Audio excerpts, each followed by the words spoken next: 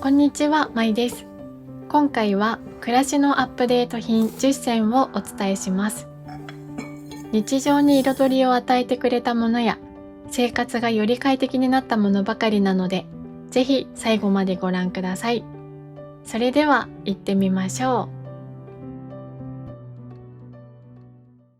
う。一つ目にご紹介するのはクロスの燕三条ブラックステンレスのカトラリーです。今までは100均で購入したカトラリーを使ってきましたが、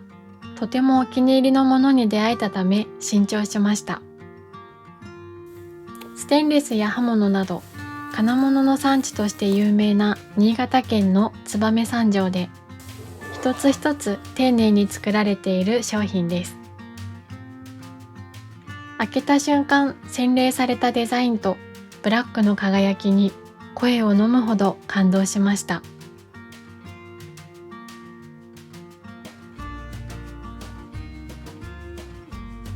長年使ってきたお気に入りの黒の器とも相性が良く、食卓にさらに彩りを与えてくれます。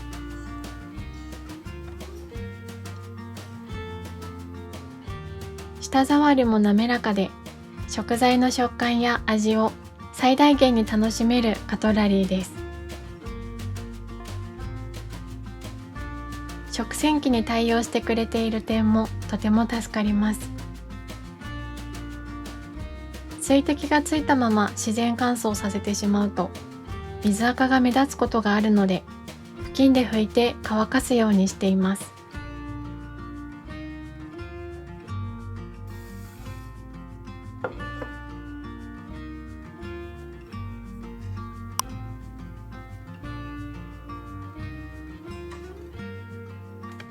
それともう一つ合わせて新調したのが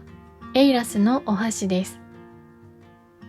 お箸も長年使ってきて先が傷んでいるのが気になっていたので、ナイフやフォークと一緒に買い替えました。カトラリーと合わせグレーで食洗機にも対応しているお箸を選びました。写真だとややマットな素材のお箸なのかなと想像したのですが、普通のプラスチックのお箸という感じです。値段相応の品質にも満足しており、傷んだお箸から新調できてよかったなと思っています。2つ目にご紹介するのはサラサデザインのウェットティッシュケースです。実はもともと使っていたのもサラサデザインのもので、これは夫が一人暮らしをしていた頃から使い続けてきたものです。今回買い替えたのは長年使い込んできたことで、蓋部分が黄色く変色してきてしまったためでした。他のケースも試してみようかとも思ったのですが、これがとても使いやすかったので、同じ商品で蓋がコルクのものを選びました。お部屋のあちらこちらにコルク素材を取り入れているのですが、今回はウェットティッシュケースも仲間入りです。ウェットティッシュはよく使うので見える場所に置いているのですが、これはデザインも良く、インテリアにも馴染んでくれて、とてもテンションが上がるものの一つになりました。色はホワイトを選びましたが、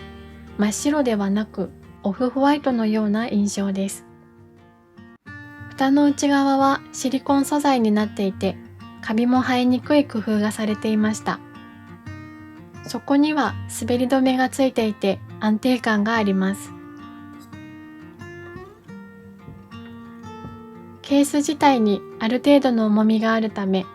ウェットティッシュを引き出す際にケースが浮くこともありません。ちなみに愛用しているウェットティッシュはシルコットです。蓋もしっかり密閉されるので、ウェットティッシュが乾くこともなく、デザイン性も使いやすさの面でもとてもおすすめの商品です。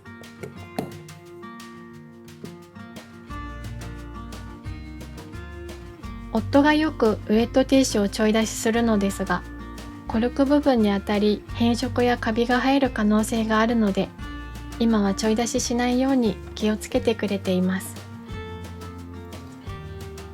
使っていくうちにカビが生えたり、コルクの角がボロボロになってしまう可能性もありますが、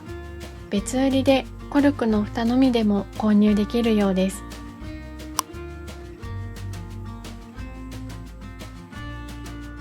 3つ目にご紹介するのは、無印良品の泡ハンドソープ用オートディスペンサーです。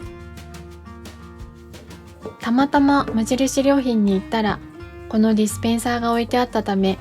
こういうの使ってみたいなと興味本位で手に取ったものだったのですが、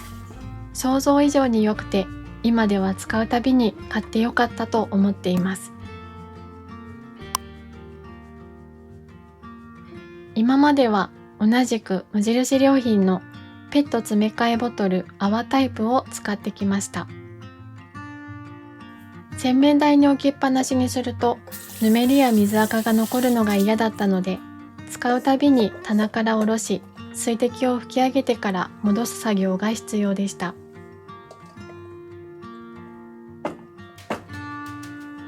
しかし、このオートディスペンサーを使うようになってから、手をかざすだけで泡が出てくるので、ポンプを動かしたり水滴を拭くという手間を省けるようになりました。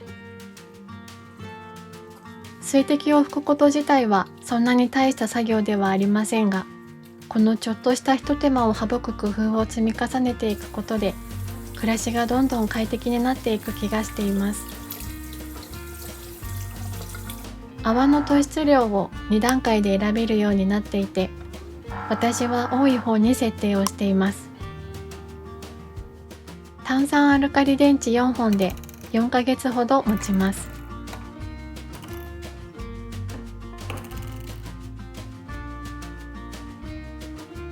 センサーが誤作動することも今のところは一度もありません。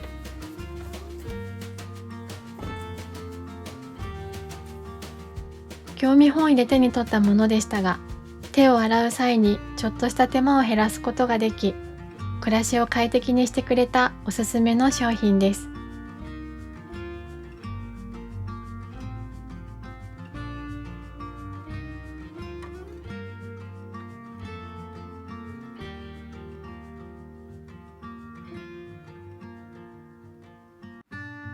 4つ目にご紹介するのは、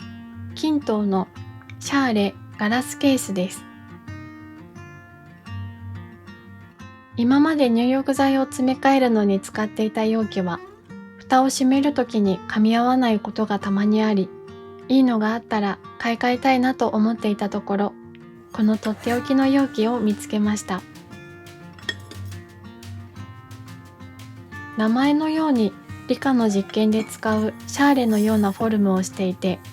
霜が降りたような色合いに一目惚れをした商品です。この容器の容量は 500ml で、普段使っている無印良品の入浴剤1袋がすっぽり入り、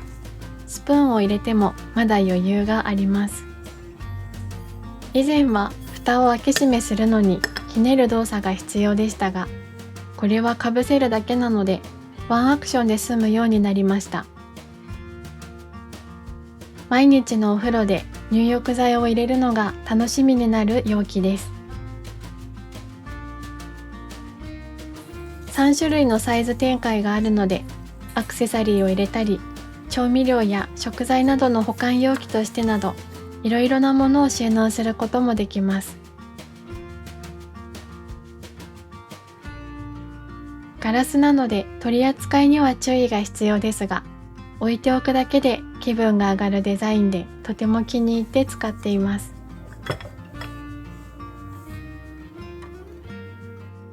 5つ目にご紹介するのはバルクオムの泡立てネットです。以前は無印良品の泡立てネットを定期的に買い替えながら使っていたのですが、Amazon で高評価だったこの泡立てネットが気になり、試しに購入してからずっとお気に入りで使い続けているものです。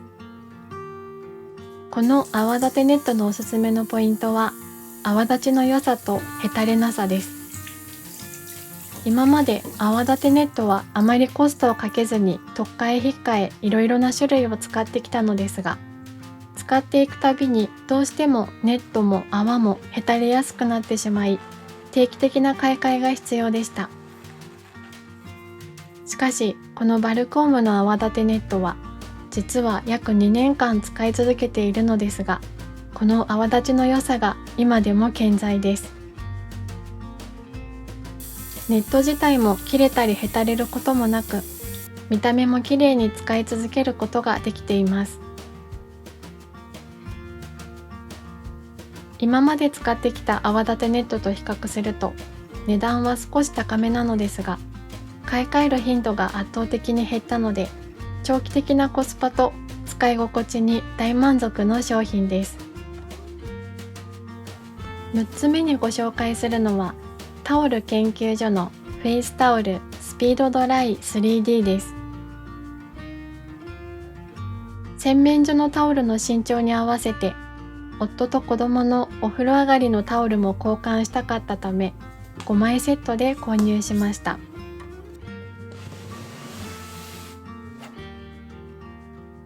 もともとタオル研究所のバスタオルを使っていて、柔らかさと乾燥機にかけ続けてもへたれずに長く使うことができるコスパの良さから、ここ4年間ずっとリピート買いしてきました。洗面所のタオルはグレーで色味を揃えていたのですが、今回選んだスモークブルーはライトグリーンのようなカラーでした。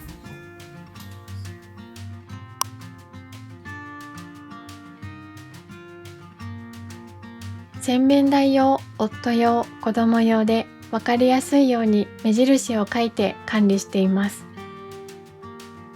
種類が豊富なので、使う用途や好みに合わせて選べるのも嬉しいポイントです。7つ目にご紹介するのは、リセノで購入したダイニングチェアカーラです。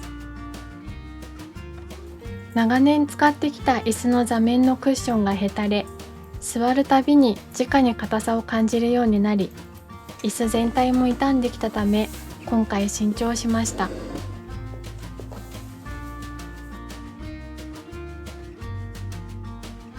新たに迎え入れたダイニングチェアは、丸みがあるシルエットが特徴的で、足が8の字設計になっているからか、存在感がありつつも重すぎず、上品なデザインに惹かれて購入しました。前回はレザータイプの椅子を使っていたのですが、今回は少し雰囲気を変え、柔らかみのあるファブリック生地を選びました。座面も大きいので、ゆったりと安定感がある座り心地です。どんな椅子を使うかは好みもあると思うのですが、私は今回一番意識した点は、お部屋のインテリアに馴染むデザインを選ぶことでした。コルクのデスクとも相性が良く、お部屋にも秋が来たような暖かい印象になりました。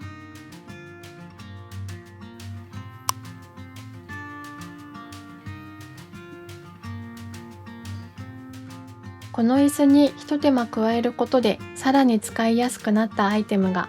カンガルーの椅子足カバーです。もともとはフェルトが貼ってあったのですが、ほこりがつきやすく、掃除をしたり張り替えたりなどの定期的なお手入れを省けないかと思い、足カバーをつけてみました。このカンガルーの椅子カバーはツルツルした素材で、ほこりも付着しにくく、お手入れも簡単です。また、椅子にローラーがついているかのように動かしやすくなったことが、使い勝手をさらに良くしてくれました。椅子カバーには針と粘着テープがついているので、使っていて外れるようなこともなく、長く使うことができそうです。悪目立ちもせず、椅子に簡単に装着することができるので、いい商品に出会えたなとテンションも上がりました。8つ目にご紹介するのは、ロジクールのトラックボールマウスです。もともと使っていたマウスは、子供がデスクから落としてしまい、スクロールが使えなくなったので、夫の余っていたマウスを借りてこのまま使い続けるつもりです。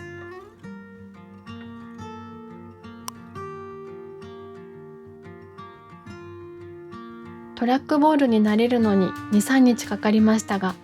使い慣れてしまえばとても便利なマウスだなと感じました。大きなメリットだなと感じている点は、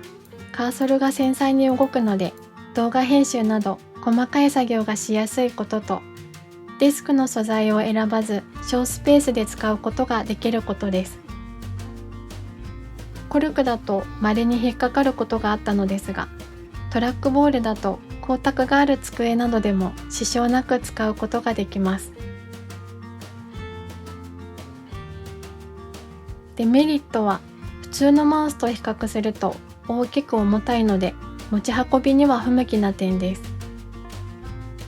また、慣れるまで時間がかかり、特に最初はトラックボールを動かす力加減がわからず、親指が凝るような感覚がありました。ゴミが溜まってしまうとトラックボールがかくっつくので、定期的な掃除も必要になります。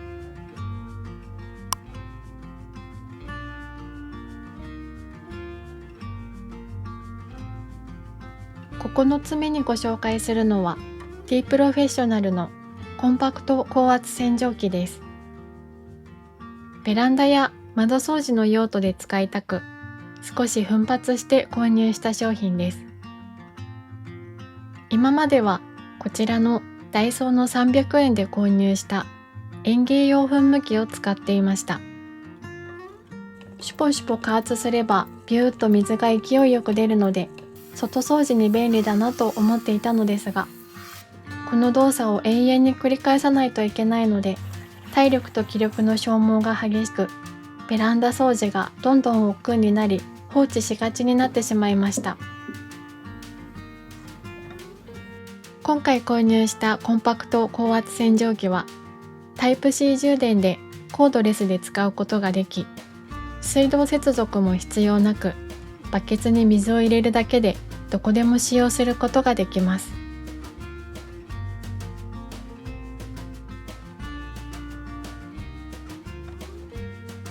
12リットルのお水が入りますが、ローラーがついているので移動もスイスイです。水圧も今まで使ってきたものとは比にならないぐらいの勢いがあり、これだけでかなりきれいになります。ただ、ベランダ掃除を放置しすぎて頑固な汚れになってしまったところはブラシが必要でした。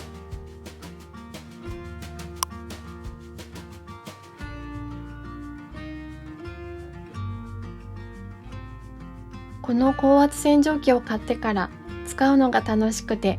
遊び感覚でベランダや網戸、サッシなどの掃除ができるようになりました。バケツは折りたたむことができて、ホースやノズルを入れてもこんなに小さくまとまります。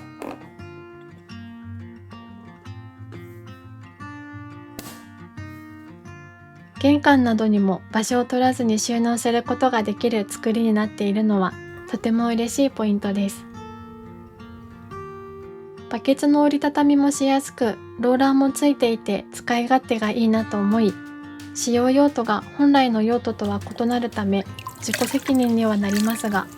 普通の掃除用バケツとしても使っています。また、普段は食洗機の排水受けにも使っています。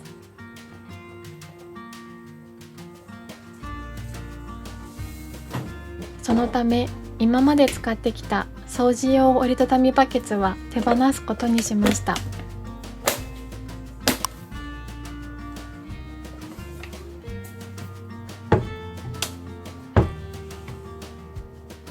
ただ、大きな難点が一つ。稼働時の音がかなり大きいという点です。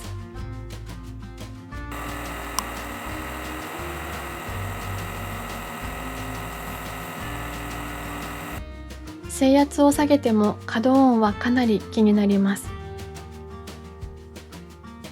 そのため賃貸に住んでいる私たちは他のお部屋の方が不在時に短時間で使うようにしています。最後にご紹介するのはアークテリクスのマンティス26バックパックです。以前は無印良品の肩の負担を軽くする撥水リュックサックを5年ほど使ってきましたが、もう少しだけ容量が大きいリュックがいいなと思うようになり、今回買い替えました。容量は26リットルでかなりゆとりを持って使うことができます。165センチの私が背負うとこのようなサイズ感になります。子供の荷物の他に出先での買い物で荷物が増えたり、スーパーで食材を買ってもレジ袋やエコバッグを使わずにリュックの中にまとめて入れることができるので、手荷物が増えないという点も子供を連れて外出する際はとても楽だなと感じています。ポケットが多いのが嬉しいポイントで、カテゴリーごとに定位置を作りやすく、荷物の整理もしやすくなりました。個人的に一番しっくりきている点は、小さなポケットにごまごましたものを入れて、一番大きなところはあえて何も入れずに、外出先で購入した荷物を入れるようにすることです。取り外しができるチェストベルト、ウエストベルトもついているので、荷物が多くなった時も重さを分散させることができ、スーパーの帰りや旅行の時はとても助かります。はい、以上が暮らしのアップデート品10選でした。この動画が面白かったよ、参考になったよと思っていただけたら、グッドボタン、チャンネル登録、コメントいただけると嬉しいです。最後までご視聴いただきありがとうございました。また次の動画でお会いしましょう。